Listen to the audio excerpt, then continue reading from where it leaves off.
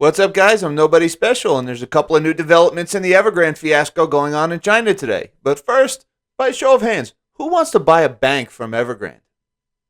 Anyone? Anyone? Nobody? No one? Hello? This thing on?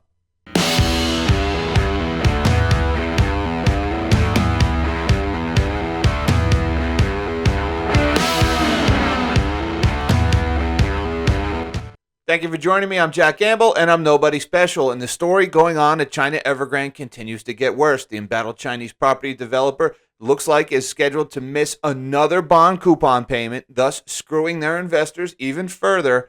And it looks like they've sold a bank. Yeah, they sold a bank. That's interesting. Guys, before we get into the details, I have to ask, could you please smash that transitory like button, subscribe to my channel, hit that notification bell, would really help me out, and I'd be forever in your debt.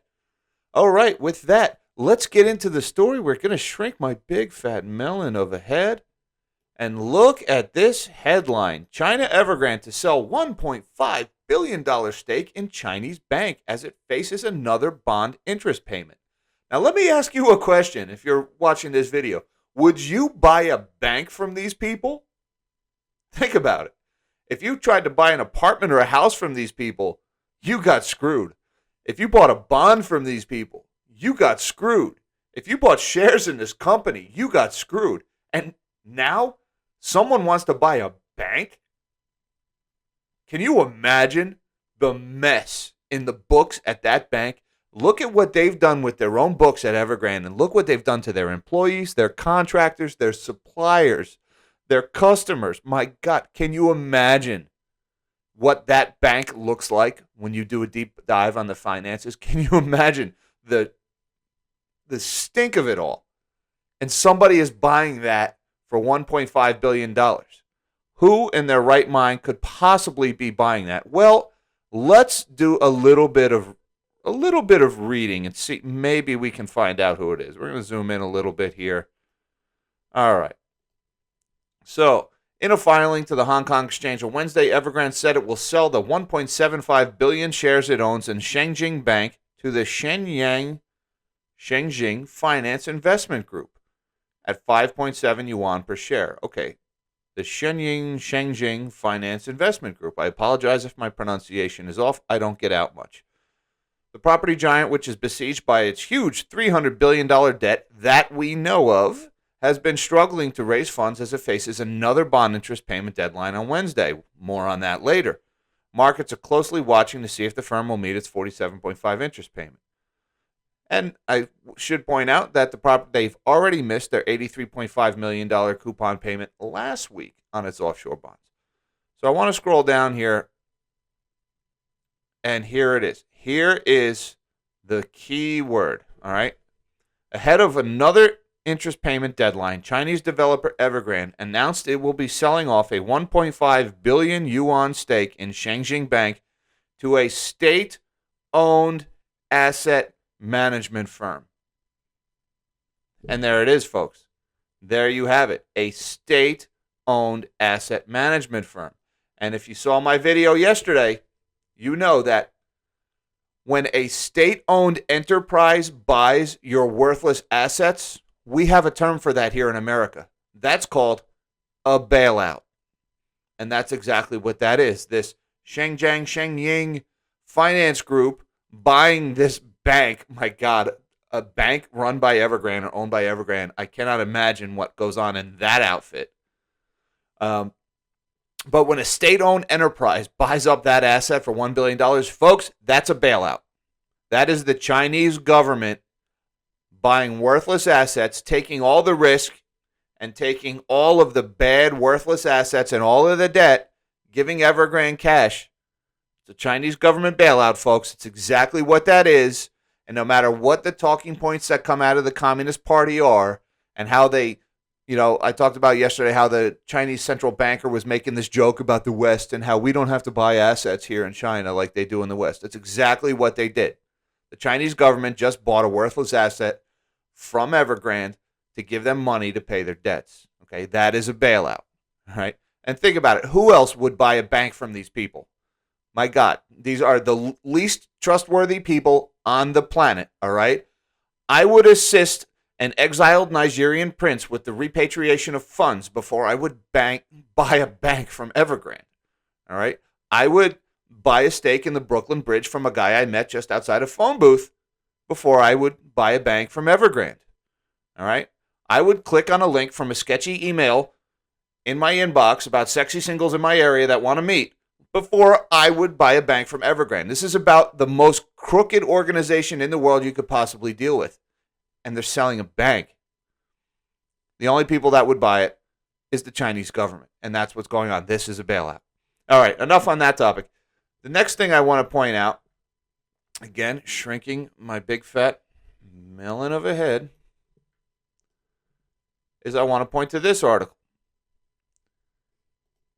Evergrande set to miss second offshore bond coupon payment this month, sources say. Now, this is a developing story. It already looks like this has come and gone.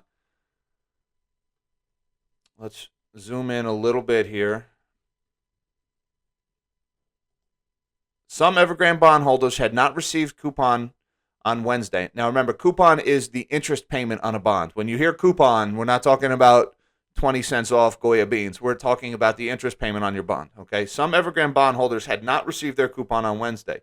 Evergrande was facing a Wednesday deadline for $47.5 million payment, and this is on top of the $84 million payment they missed last week. Now, here's the important thing I want to talk about.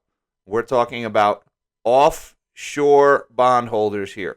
At least some of China Evergrande's offshore bondholders had not received a due coupon payment by the close of Asia business on Wednesday. Now, for years, I have said, and I haven't been doing this channel that long, but if you've known me that long, I would not touch an investment in China with a 10-foot pole. There's two things I would not touch with a 10-foot pole in the investment world. One is commercial real estate here in the United States, and the other is anything in China. All right? Because all business in China operates only at the pleasure of the Chinese Communist Party. And the second your company, your bank, your bond, whatever, runs afoul of the Chinese Communist Party, they will take what you got. All right? And that's what's going on here. Evergrande ran their business into the ground. The Chinese Communist Party is taking over, and they're screwing any non-Chinese person. That's what they're doing. They're so worried about social unrest in China, and whatever scraps of meat are left on the bone at Evergrande, whatever those little assets are worth, is going to go to pay off Chinese bondholders, Chinese employees, Chinese suppliers and laborers. I'm telling you, American investors, European investors, you are SOL, folks. You are not going to get one Yankee dime out of your Evergrande investment. And that's why for years I've been saying I would not invest in China with a 10-foot pole. I wouldn't get anywhere near that stuff. And I know a lot of companies have made good money doing business in China, and it's a huge market, right? 1.3 billion people or something like that. I get it. But I just don't trust them. I just don't trust the country, the Communist Party. When the Communist Party can just up and take what you have at any time, it's not a safe investment. And this is living proof of it. And Evergrande, let me make myself a little bigger here. I just want to emphasize here, folks, I keep calling this the Evergrande story, right? And Evergrande is the headline. But you need to understand, Evergrande is not the disease that is going on in China right now. Evergrande is the symptom. The disease is the corruption and the greed and the speculative bubble that centers around the Chinese housing market and the Chinese growth at any cost policy of the last 30, 40 years. That's the disease. Evergrande is just the first domino to fall, and it's a big one. All right, and Evergrande is getting all this story because there's $300 billion in debt. But Evergrande, the story is not going to end in Evergrande. This story is just getting started, and the Chinese are doing damage control by having these state-owned enterprise buy up these worthless assets. That's long speak for bailout. But this isn't the end of this story. The Chinese real estate market is so ridiculously inflated, with 20% of the homes in China being vacant, with 90% of Chinese households owning their home, with 87 to 90% of all real estate transactions for the last few years being for second or third homes. with the shoddy construction and the buildings that are on the brink of collapse, with the ridiculous indebtedness and the local government finance vehicles and the secret off-balance sheet debts that regional governments have used to meet their GDP growth targets. I'm telling you, folks, Evergrande is the tip of the iceberg of what's going on in China. And we've seen how they're going to play it out, okay? China will maintain social order at any cost. They will use backdoor bailouts, and they will screw foreign investors first and foremost. Those three things you can bank on with the next Evergrande and the next one after that and the next one after that. And that's why I would not touch an investment in mainland China with a 10-foot pole, not with my worst enemy's money.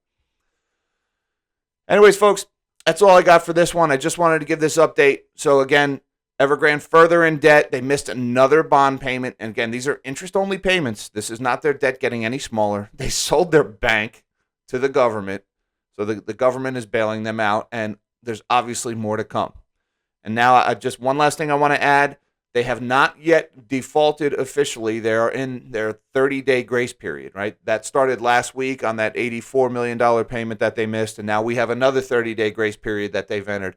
So they haven't officially defaulted until 30 days after the due date of the coupon payment. All right, I just want to add that. Folks, I want to thank you for your time. Thank you for watching this video. Don't forget to avoid a catastrophic collapse and default of that like button. Subscribe to my channel. Hit that notification bell. It would really help me out. It helps me to keep this channel growing. I would be forever in your debt. In the meantime, live small and dream big.